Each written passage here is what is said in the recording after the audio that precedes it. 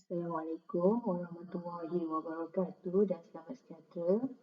So, hari ini kita masih lagi dalam haba penetralan tapi kita akan lihat pada bahagian yang kedua.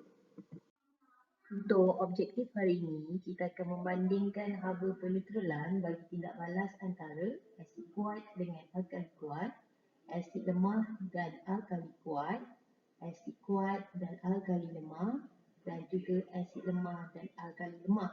Dan ada satu lagi penambahan iaitu pembandingan apabila menggunakan asid monoprotik ataupun dikenali sebagai monobase dan dengan asid triprotik yang digunakan ataupun kita sebut sebagai asid dui-base. Okey, kita lihat dulu perbandingan haba penetralan untuk haba setiap tindak balas yang 4 tadi yang kita dah cerita tadilah. Okey, kita tengok. Okey, kita lihat yang pertama perbandingan antara asid kuat dengan alkali kuat. So, kalau asid kuat dengan alkali kuat, contoh asid kuat adalah asid hidroklorik, alkali kuat adalah natrium hidroksida. So, kalau dalam DSKP tu memang dua ni asid yang kamu kena fokus lah untuk perbandingan antara asid kuat dengan alkali kuat. So, kalau daripada sini kita akan dapat natrium klorida dan juga air. Bila kuat dengan kuat, nilai delta H dia adalah 57 kJ.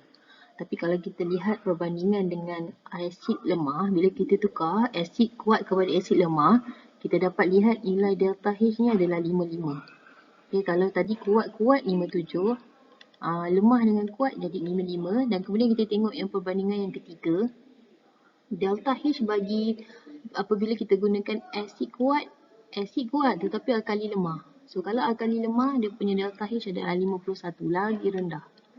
Okey, agak-agak delta H untuk asid lemah dengan alkali lemah ni berapa? So, mestilah lagi rendah daripada 51. Okey, mesti lagi rendah daripada 51 kJ. Okey, sekarang kita lihat balik pada poin yang pertama ni.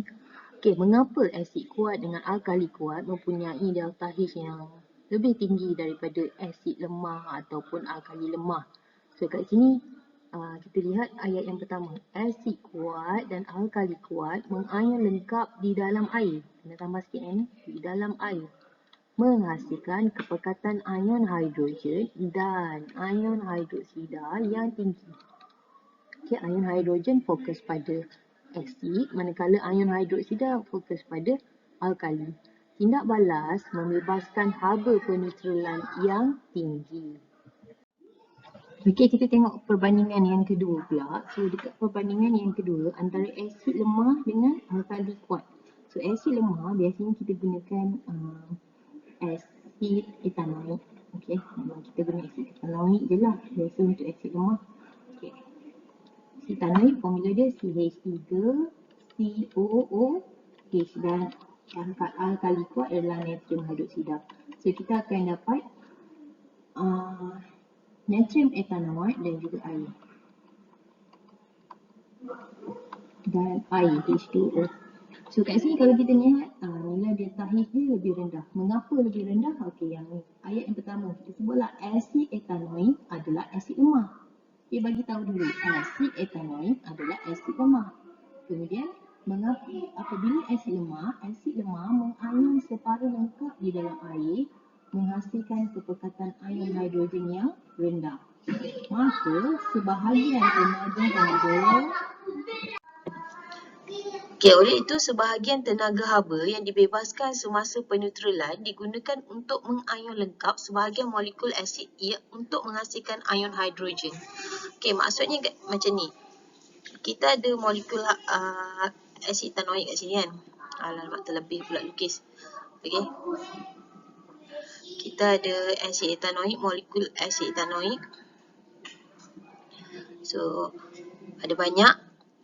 Hanya sebahagian sahaja yang boleh tercerai membentuk ion hidrogen. Okay, mungkin kalau dalam 4 molekul ni hanya 2 molekul sahaja yang membentuk ion hidrogen. Okay, ion hidrogen ada 2. Patutnya ada 4 lah kan. sebab ada 4 molekul tapi ada 2 sebab asid etanoik ni adalah asid yang lemah. Jadi yang lagi 2 ni nak buat macam mana tenaga haba yang dah terbebas tadi dia akan serap semula tenaga haba tu untuk mengayonkan ion hidrogen yang ada lagi ni. Okay, sebab itulah tenaga haba, sebab itulah delta H nya lebih rendah. Okay, untuk perbandingan antara asid kuat dengan alkali lemah, kalau kita lihat dia punya delta H nya lebih rendah. Okay, mengapa?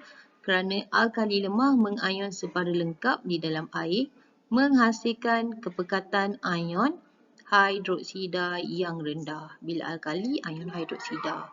Tapi biasanya kat sini alkali yang kita gunakan, alkali lemah adalah amonia. Tidak balaskan dengan asid hidroklorik. So, kita dapat amonium klorida. Okey, amonium klorida kat situ.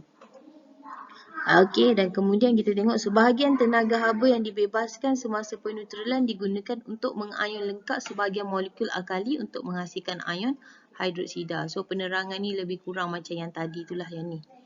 Cuma bezanya ini dekat bahagian alkali.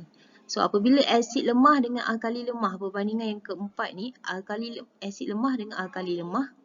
So, mestilah ayat dia yang pertama sebutkan nama asid tersebut. So, kalau kita guna asid etanoik, so sebutlah asid etanoik merupakan asid lemah. Ayat kedua, cerita yang dekat bahagian lemah ni. Okey, bagi maksud dia. Asid lemah mengayon secara lengkap dalam air menghasilkan kepekatan ion hidrogen yang rendah. Lepas tu sebut pula alkali, bahagian alkali. So, amonia, biasanya adalah amonia lah yang lemah ni. So, amonia adalah alkali lemah. Alkali lemah, ambil pula ayat yang ni. Okey, amonia adalah alkali lemah. So, alkali lemah mengayon secara lengkap dalam air menghasilkan kepekatan ion hidroksida yang rendah. Kemudian ambillah huraian ni dan juga huraian yang ni untuk perbandingan. So, soalan kalau keluar, dia tak, biasanya untuk perbandingan ni dia tak akan suruh awak kira delta H. Tapi dia akan suruh awak bandingkan. Mengapa? Contohlah dia bagi dalam satu jadual. Okey, dalam satu jadual.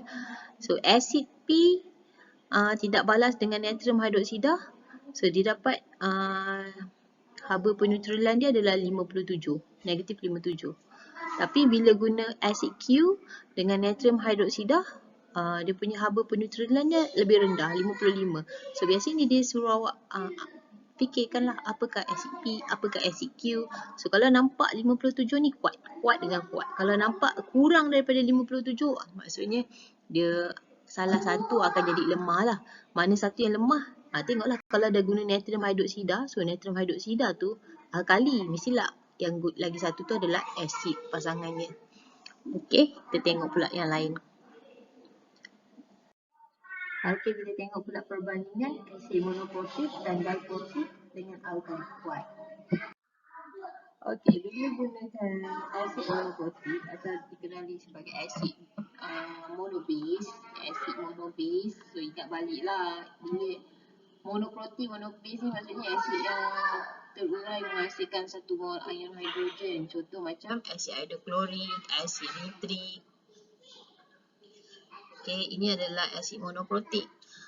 Kita akan lihat dia punya delta H dia adalah negatif 57 kJ per mol. Kedua, ini kuat dengan kuat So, asid hidroklorik adalah asid kuat. Okay, dengan alkali kuat. So, kuat dengan kuat. Nilai delta H dia adalah 57 kJ. Samalah macam yang tadi kan. Tapi bila kita ubah, gunakan asid diprotik.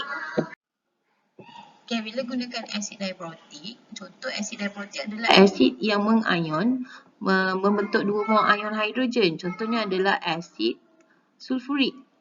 Okay, bila asid sulfurik ni mengayon dalam air, dia akan hasilkan 2 mol ion hidrogen dan 1 mol ion sulfat.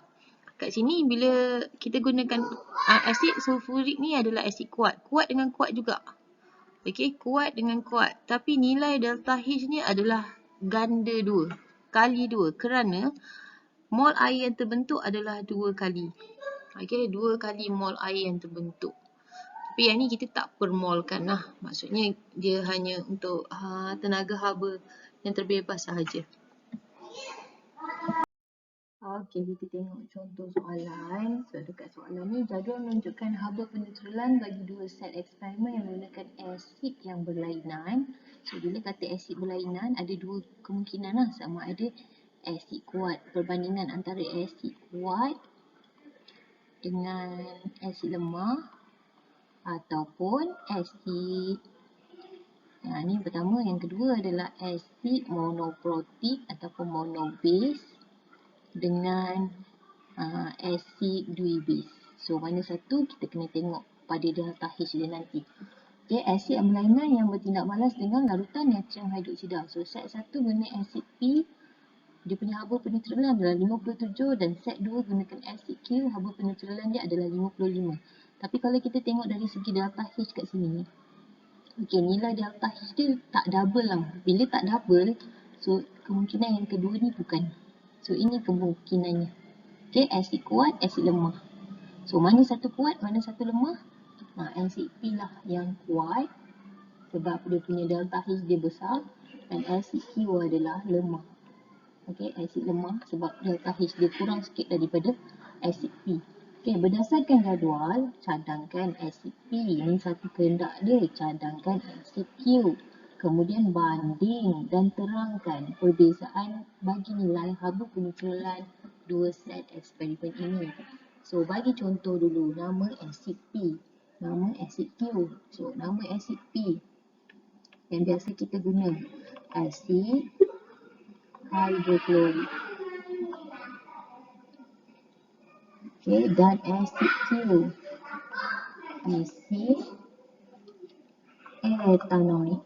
Okay, bagi dua contoh ni dah dapat 2 markah. Kemudian kita buatlah huraian dia, bandingkan dulu haba penetralan bagi banding dulu. Dia nak suruh banding dulu haba penetralan. So, haba penetralan set 1 lebih tinggi daripada set 2. Okey, ni bandingan. Okey, 1 markah, 2 markah, 3 markah. Okey, markah keempat, buat huraian. So, huraian dia. Okey, kita tahu asid P ni adalah asid ni huraian ni. Kuat. Kita sebutlah.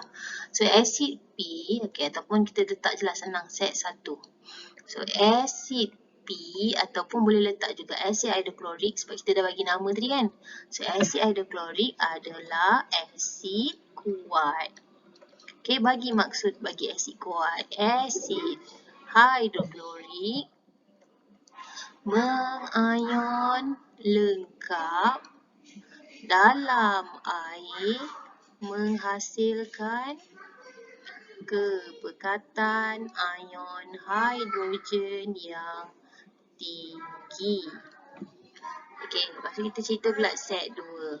So, set 2 ayatnya akan ulang seperti ayat dekat set 1, cuma ubah sikit. Okey, jangan letak asid P juga. So, letak asid Q ataupun asid etanoik adalah, sebab dia perbandingan, mesti ada perbandingan. Ayat yang pertama mesti sama dengan ayat pertama sini. Okey, so ayat pertama kena sama dengan ayat pertama ni. So, dekat ni dia cakap asid kuat. So, kat bawah ni cerita pula ni adalah asid lemah. Okey, ayat poin yang kedua, tengok ayat poin kedua awak ni tadi apa. Asid hidroklorik mengayon lengkap dalam air menghasilkan kepekatan ion hidrogen yang tinggi. So, kat sini ubah sikit lah. So, asid etanoik, okey, mengayon separa lengkap dalam air menghasilkan kepekatan ion hidrogen yang rendah. So, ubah kat sini. Ubah kat sini. Okey. Akhir sekali, bagi yang huraian yang tadi tu. Okey, apa huraian dia? Sebahagian haba yang dibebaskan semasa tindak balas digunakan untuk mengayon lengkap molekul asid etanoik menghasilkan ion hidrogen. Okey, sebahagian haba yang dibebaskan semasa tindak balas digunakan semula untuk mengayon lengkap molekul asid etanoik untuk menghasilkan ion hidrogen. So, ayat tu tadi mana nak dapat daripada penerangan yang kita dah buat tadilah yang saya dah bincangkan. Okey, ni pula kalau soalan dia main tukar-tukar antara kepekatan dengan suhu. Okey. Kalau dia ubah kepekatan, okey. Sorry, kita tengok kat sini. Jika kepekatan tiada perubahan, jadi tiada perubahan suhu. Walaupun isi padu berubah. Contohlah eksperimen 1, set 1 digunakan kepekatan asid 1.0 molar. Okey, isi padu 50 cm padu asid hidroklorik. Okey, set 2 dia gunakan 1.0 molar juga, tapi isi padu berubah 30 cm padu asid hidroklorik. Kat sini theta dia adalah, katakan theta dia adalah 15 darjah Celsius. Yang kat sini tetanya berapa, dia tanya macam tu. So kalau kat sini kita lihat situasi yang pertama ni, kalau dalam situasi pertama bila kepekatan tidak berubah walaupun isi padu berubah. Okey, theta tetap sama 15 darjah Celsius juga. Okey, tapi bagaimana pula kalau kita ubah kepekatan? Okey, kepekatan berubah.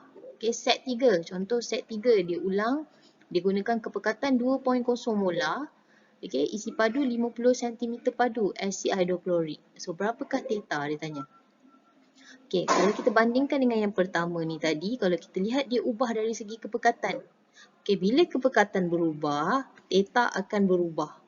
Theta akan berubah berapa kali ganda kepekatan tu berubah. Kalau kita tengok kat sini, dia berubah 2 kali ganda kan. Kali 2 kan dia punya ni. So, theta dia pun akan kena darab 2. So, 15 kali 2. So, jawapannya adalah 30 darjah Celsius. Okey.